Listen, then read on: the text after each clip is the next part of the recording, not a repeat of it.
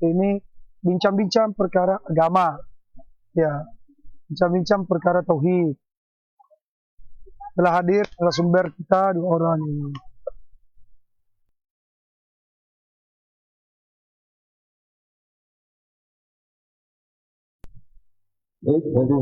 Ya, masih dingin di luar sana.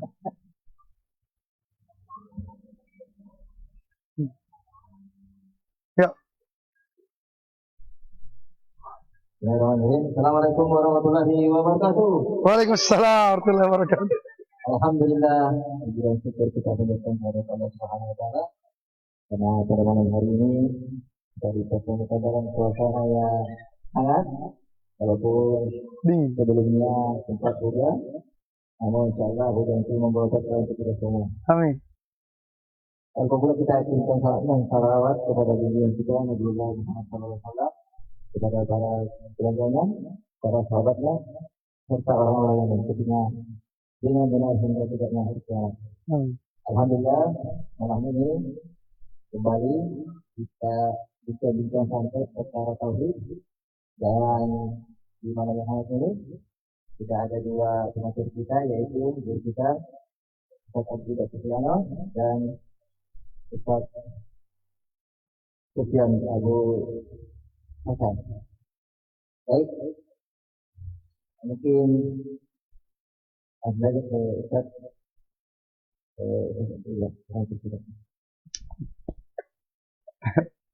Ya, jadi kita buka dulu yang pendahuluan tentang pentingnya kita bermajelis ilmu. Ya, pentingnya kita selalu menghidupkan majelis dimanapun kita, itu perkara agama yang dibahas. Iya, karena Nabi SAW itu, masya Allah ya, sampai di atas kendaraan, di atas keledainya, itu beliau pun mengajarkan ilmu agama. Sebagaimana dalam hadis, ya, Mu'ad bin Jabal radhiyallahu anhu, dan beliau kuntu radifan Nabi SAW. Saya pernah dibonceng oleh Nabi SAW di atas kendaraan. Di atas kendaraan ini. Ya. Apa kata Rasulullah? Ya Mu'ad, atadri ma haqqullahi 'alal ibad wa ma haqqul ibadi 'ala Allah. Jadi metode tanya jawab sebenarnya ini ada di dalam Al-Quran. Itu salah satu metode mentransfer ilmu yang membuat orang menjadi mutkin. Iya, banyak di dalam Al-Quran. Al-Qari'ah, Mal-Qari'ah. Fama adraka Mal-Qari'ah? Datang dalam bentuk apa? Pertanyaan. Amma yatasa'alun. Atas apa mereka saling bertanya-tanya? Tentang apa mereka saling bertanya? Jadi konsep seperti ini, uslub di dalam menyampaikan ilmu, ya, dengan melemparkan pertanyaan kemudian dijawab, itu masya Allah sangat melekat, ya, melekat. Kenapa? Karena kalau orang ditanya pasti dia berpikir apa ya, dia apa? Dia gunakan akalnya, dia konsentrasi. Apalagi kalau kita menunggu jawaban, semakin konsentrasi, apa ini jawabannya? Itu lebih apa? Lebih sulit untuk dilupakan. Dan di dalam hadis-hadis Rasulullah SAW sering, ya, beliau bertanya kepada sahabatnya, atadruna mal ghibah? Tahukah kalian apa itu ghibah? Ya. Maka di dalam hadis Mu'ad radhiyallahu anhu tadi ini, Rasulullah menyampaikan ilmu. Ilmu apa? Ilmu tauhid. Di atas apa? Di atas kendaraan. Dia bonceng sahabatnya. Ya. Jadi ilmu itu tidak dibatasi dengan tempat. Ya. Hendaknya kita senantiasa menyebarkan ilmu agama dimanapun. Dulu seperti ini, ya, mulai soal pisang goreng, masya Allah. Bukan sekedar kita makan pisang goreng, tapi bagaimana kita makan pisang goreng dapat pahala. Ya, bagaimana kita menikmati pinggir pantai pemandangan, tapi dapat pahala di baliknya. Ya, dengan apa? Mengisi dengan ilmu agama. InsyaAllah kita akan berbincang santai pada malam ini ya tentang perkara tauhid. Ya, tentang perkara tauhid. Mungkin Ustaz Sofyan bisa menjelaskan sedikit kenapa ini kita selalu bahas tauhid saja. Ya. Bahwa apalagi ahli sunnah ya, ciri khasnya itu selalu tauhid. Apakah tidak bosan? Ya. Atau cukup satu kali lah, dua kali. Jadi silakan Ustaz Sofyan kasih pencerahan kepada kita semuanya, teman-teman, kenapa kita harus selalu membahas tauhid. Fadhal. Kasih. Ada mic? Nah, kasih.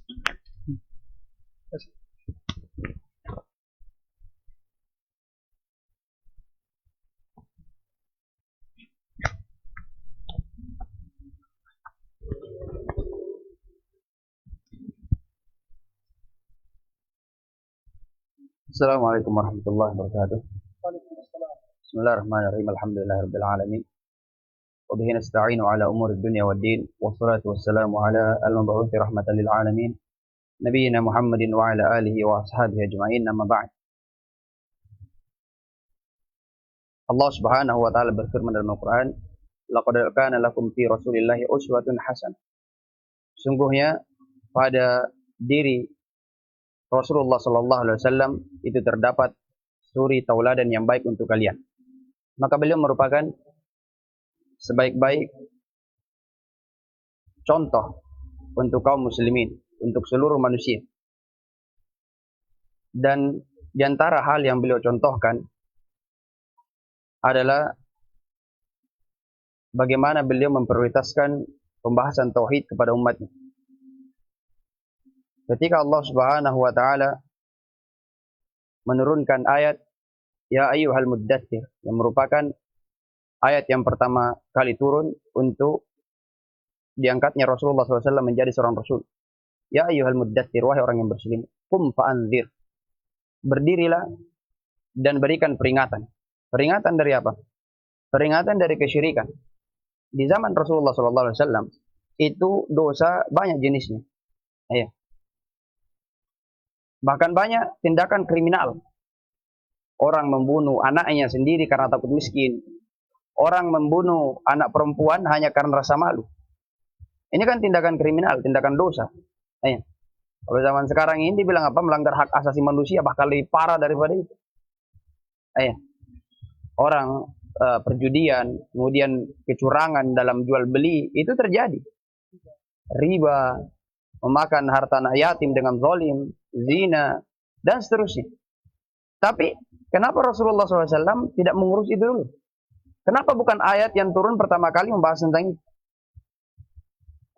Maka terdapat di sini pelajaran bahwasanya hal yang paling penting diketahui oleh manusia adalah pengenalan kepada Robnya, apa hak Robnya, apa haknya. Apa kewajiban yang paling wajib dia ketahui terlebih dahulu? Yang kalau dia sudah mantap keyakinannya dalam hal ini, maka perkara lainnya akan lebih mudah. Maka perkara tersebut yang paling wajib diketahui, yang menjadi prioritas Rasulullah SAW dalam dakwah beliau adalah dakwah kepada tauhid. Bahkan lihat tadi hadis Mu'adz. Rasulullah SAW bertanya kepada Mu'adz tentang apa? Masalah tauhid. Padahal Mu'adz ini kan sudah masuk Islam.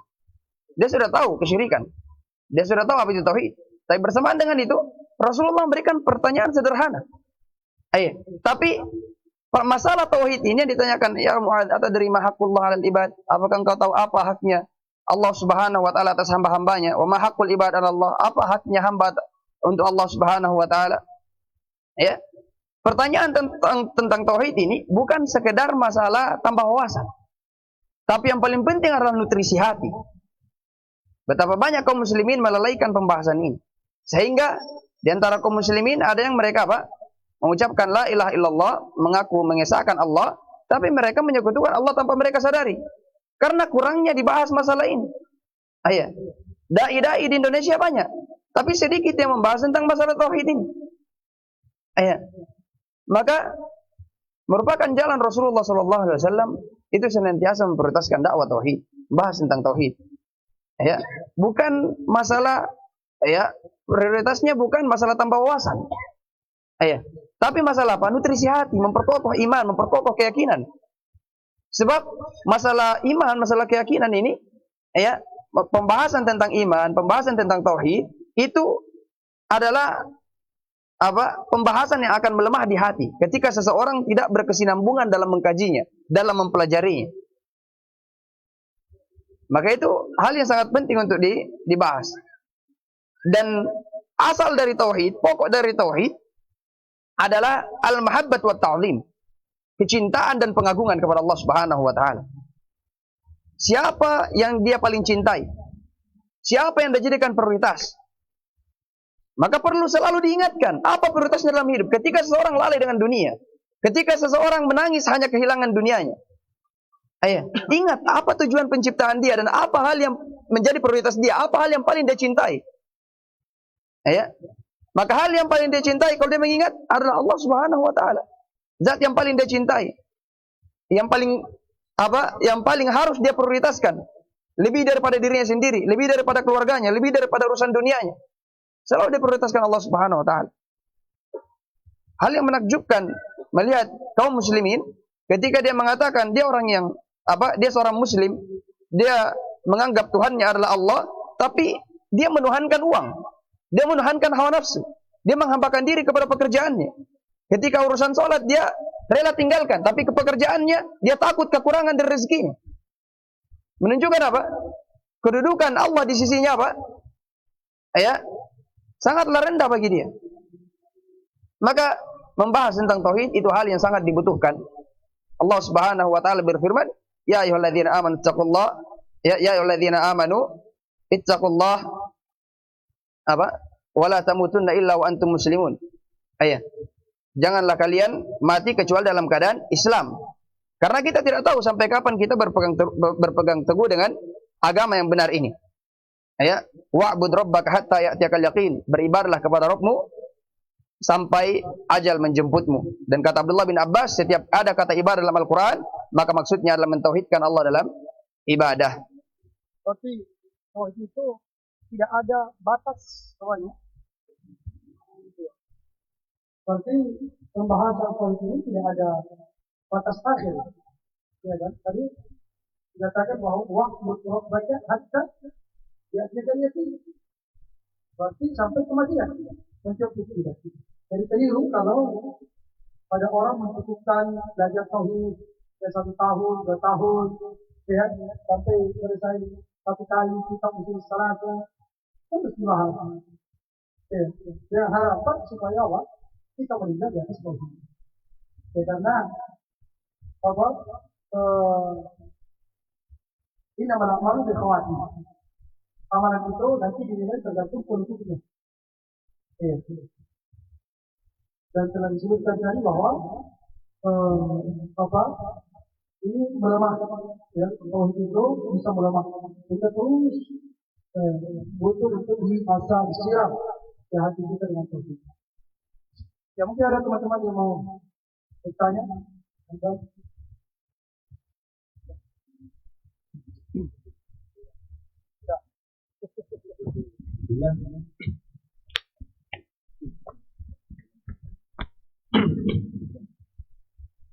Yang saya mau tanyakan Ustaz,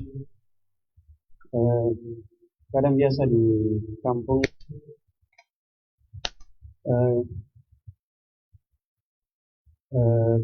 kalau misalnya hasil lautan kurang naik, kadang biasa gadis 7 orang itu disuruh mandi-mandi di pinggir pantai.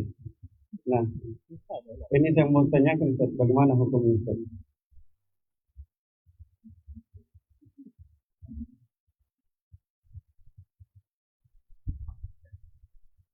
Masya Allah.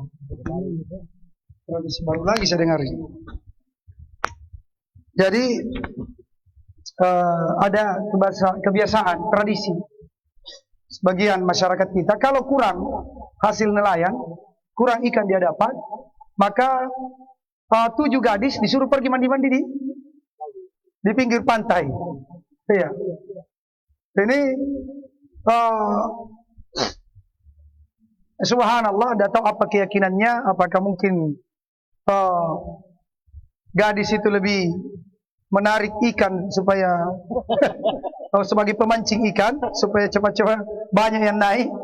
Ya. Dan angka 7 itu Allah alam apa filosofinya. Yang jelas ini tidak ada hubungan sebab akibat. Ya, tidak ada hubungan sebab akibat. Ya. Jadi jangankan 7, ya, sampai 700 pun gadis yang mandi di situ, kalau ya Allah Subhanahu wa taala tidak menakdirkan ikan itu naik, maka tidak juga. Ya, tidak juga. Jadi perkara banyaknya hasil panen, banyaknya hasil dari nelayan, itu semua adalah rezeki yang ditentukan oleh Allah Subhanahu wa taala. Cukup kita maksimalkan usaha, cari umpan yang cocok. Jangan gadis yang dijadikan umpan untuk ikan-ikan. Ya, cari kalomang, apa lagi biasa itu. untuk memancing apa yang mancing mania ini yang biasa tahu. Bagaimana kalau kurang ikan? Nah, mereka lebih paham. Ada pun gadis-gadis pergi mandi di pinggir pantai, itu sama sekali ikannya tidak tahu ada gadis di atas atau tidak. Jadi tidak ada hubungan sebab akibat. Dan kaidahnya, kalau itu diyakini sebab, padahal tidak ada hubungan sebab akibat, itu yang disebut dengan syirik asgar.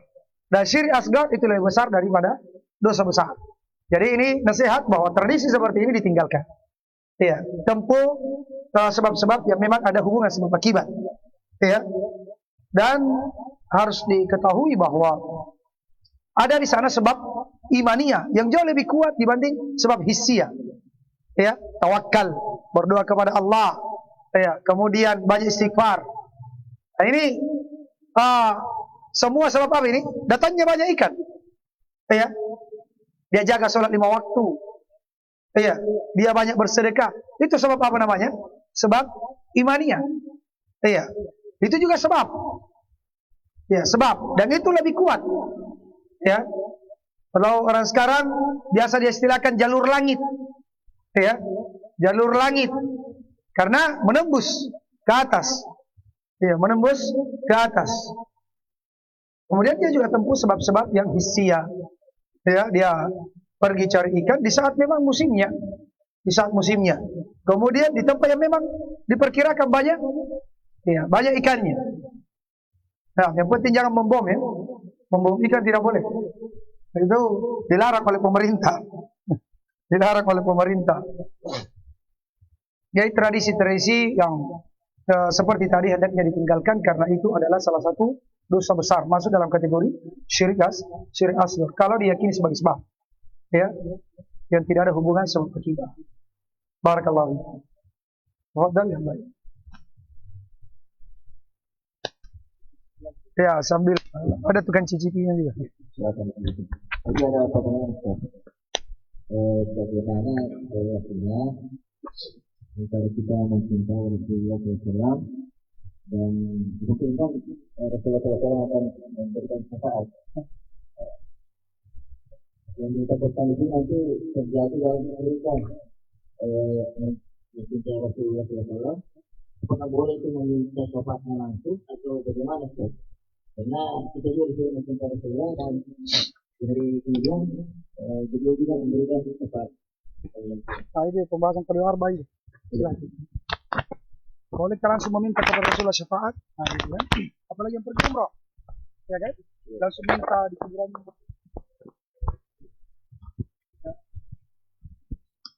Bismillahirrahmanirrahim. Jadi syafaat itu artinya jadi penengah untuk orang lain dalam mendoakannya kebaikan. Ya. Dan menjadikan perantara itu disebut dengan tawassul. Kan begitu. Jadi kalau dibilang apa namanya? Kalau tawassul itu dia dari yang memintanya, artinya dia orang pertamanya. Kalau syafaat kan dia penengahnya, dia perantaranya. Ya. Sama-sama, kalau tawassul kan dia menjadikan penengah. Kalau syafaat dia menjadi penengah.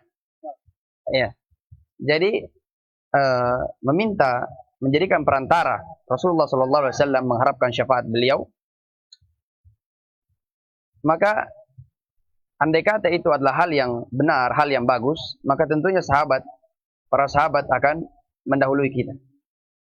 Harusnya Abu Bakar yang datang ke kuburan Rasulullah SAW ketika beliau meninggal, ketika mendapatkan butuh sesuatu dan seterusnya. Harusnya yang paling dahulu melakukannya adalah Abu Bakar Siddiq, Umar bin Khattab, Utsman, Ali dan para sahabat yang lainnya. Tapi tidak diketahui bahwa mereka meminta syafaat Rasulullah SAW, ya, apalagi ketika beliau sudah meninggal. Maka syafaat itu diminta kepada Allah Subhanahu wa taala. Ya Allah, jangan haramkan syafaat Nabi-Mu untukku. Atau ya Allah, jadikanlah Nabi-Mu pemberi syafaat untukku. Ya, sebab Rasulullah SAW, kata Allah Subhanahu wa taala, "Man dzalladzi yashfa'u indahu illa bi'idznih." Siapa yang bisa memberi syafaat di sisi Allah kecuali dengan izin Allah? Rasulullah SAW itu tidak akan bisa memberikan syafaat kecuali dengan izin Allah. Maka mintalah syafaat kepada Allah. Qul lillahi syafa'atu jami'a. Katakanlah Muhammad bahwasanya syafaat itu milik Allah lah, seluruh syafaat. Seluruh syafaat milik Allah. Artinya tidak ada yang bisa memberikan syafaat kecuali dengan izin Allah Subhanahu wa taala. Di akhirat kelak tidak ada yang bisa bicara kecuali dengan izin Allah. Tidak ada yang bisa membela di hadapan Allah kecuali dengan izin Allah. Sama kalau misalnya begini. Yang memberi syafaat kan bukan hanya Nabi. Ada memang syafaat 3 khusus untuk Nabi SAW. Syafaat, syafaatul uzma, syafaat untuk disegerakannya hisab. Kemudian syafaat Nabi SAW membuka pintu surga, itu khusus Nabi SAW. Kemudian syafaat untuk Abu Talib, diringankan hukumannya di neraka. Adapun syafaat orang yang dia misalnya ashabul a'raf, yang dia atau orang-orang yang dia lebih berat timbangan kejelekannya, amalan buruknya, ketika ditimbang lebih berat amalan keburukannya. Ini kan harusnya dia masuk neraka. Tapi dengan syafaat dia bisa masuk surga. Dia bisa masuk ke dalam surga.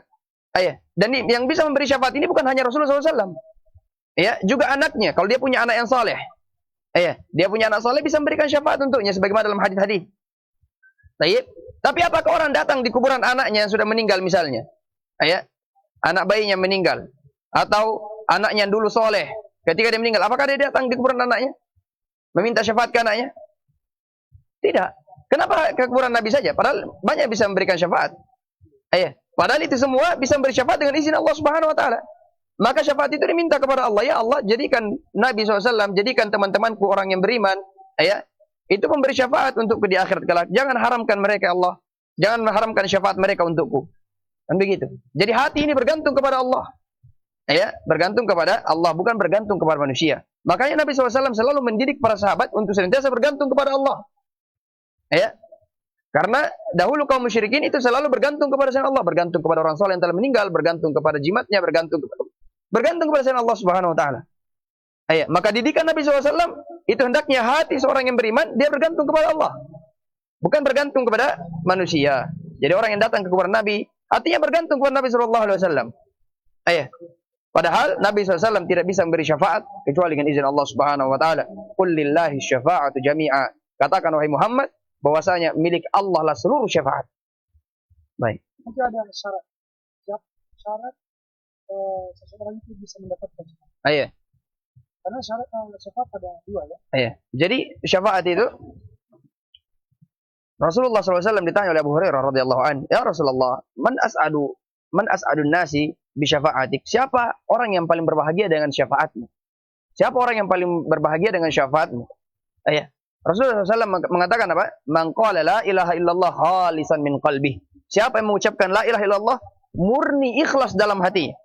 Murni ikhlas dalam hatinya. Dan bagaimana seseorang itu dikatakan murni ikhlas dalam hatinya? Akan tampak dari amalannya. Akan tampak dari amalannya. Karena dari amalan itu terbuktikan seberapa jujur dia dalam mengucapkan la ilaha illallah. Kalau orang mengucapkan la ilaha illallah tapi amalannya berbuat dosa kesyirikan atau orang sebut dosa kemusyrikan, itu apa? Dia tidak jujur dari dalam hatinya. Dia tidak jujur dari dalam hatinya. Karena yang dalam hati itu dibuktikan dengan anggota badan, dengan amalan. Maka orang yang paling berbahagia dengan syafaat Rasulullah SAW adalah orang yang bertauhid. Orang yang mengucapkan la ilaha illallah, dibuktikan dari amalannya dia tidak menyekutukan Allah. Dia menghambakan diri hanya kepada Allah, tidak menghambakan diri kepada manusia, tidak menghambakan diri kepada makhluk-makhluk gaib. Dia tidak menghambakan diri kepada dunia, kepada hawa nafsunya. Maka orang yang dia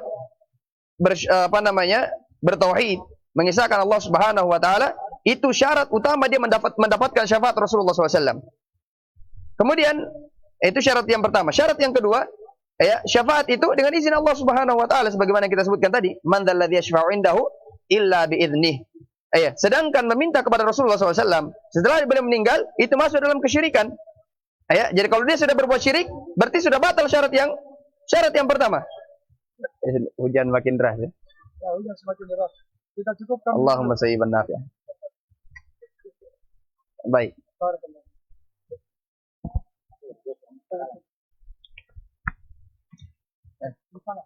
Ya, pada pertanyaan juga yang semakin tidak bersahabat untuk malam ini maka kita cukupkan. Assalamualaikum warahmatullahi wabarakatuh. Assalamualaikum warahmatullahi wabarakatuh.